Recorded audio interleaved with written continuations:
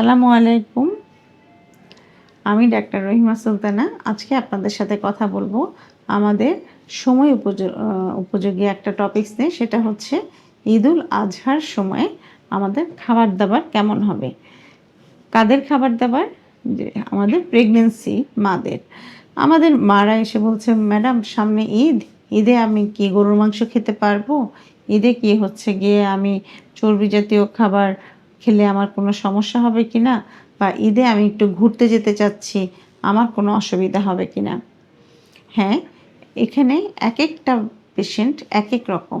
সবাইকে গণহারে একভাবে আমরা ট্রিট করলে সেটা হবে না। হ্যাঁ, আপনি হচ্ছে গিয়ে কখন আমরা ভ্রমণটা নিরাপদ মনে করি?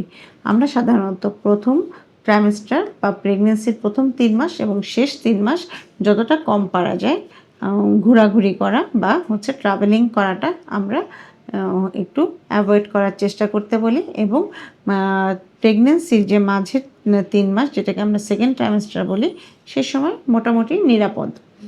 এছাড়া দেখা যায় যে যাদের হচ্ছে কিছু রিস্ক থাকে, যেমন থ্রেটেন্ড অ্যাবর্শন থাকে, বা দেখা গেল কোনো একটা পেশেন্টকে শিরোৎকার দেওয়া হলো, বা কারো হচ্ছে গিয়ে একটু টুইন বা মাল্টিপল প্রেগনেন্সি, বা কারো দেখা যায় পলিহাইড্রামনিয়াস বা জরায়ুতে পানি বেশি, এইসব রোগীদের ক্ষেত্রে আমরা যাদেরকে বেড রেস্টে দিয়ে থাকি সেসব ক্ষেত্রে হচ্ছে ট্রাভেলিংটা আমরা অ্যাভয়েড করতে বলি।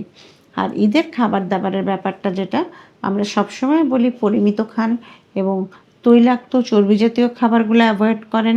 হ্যাঁ, ঈদের মধ্যে আমাদের খাবারগুলো একটু রিচ ফুড হয় এবং একটু মশলাযুক্ত তৈলাক্ত খাবার, একটু কোরবানিতে তো আরও গরুর মাংস, খাসির মাংস একটু বেশি খাওয়া হয়। সেক্ষেত্রেও আমরা বলবো যে যতটুকু আপনার পরিমিত সেটা আপনি সেইভাবে হচ্ছে নিজে বুঝে খাবেন।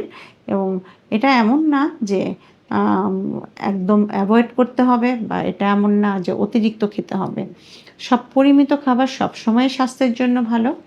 তবে যাদের হচ্ছে কনস্টিপেশন আছে, আপনারা পানি জাতীয় খাবার বেশি খাবেন, সাথে আপনারা ভেজিটেবল বা হচ্ছে সালাদ জাতীয় খাবারটা একটু বেশি খাবেন, যাতে কনস্টিপেশনটা অ্যাভয়েড করা যায়। তাহলে আজকে আমরা জেনে নিলাম যে ঈদের মাঝেও আমরা কিভাবে খাবার খেয়ে সুস্থ থাকব, বিশেষ করে আমাদের প্রেগনেন্ট মারা।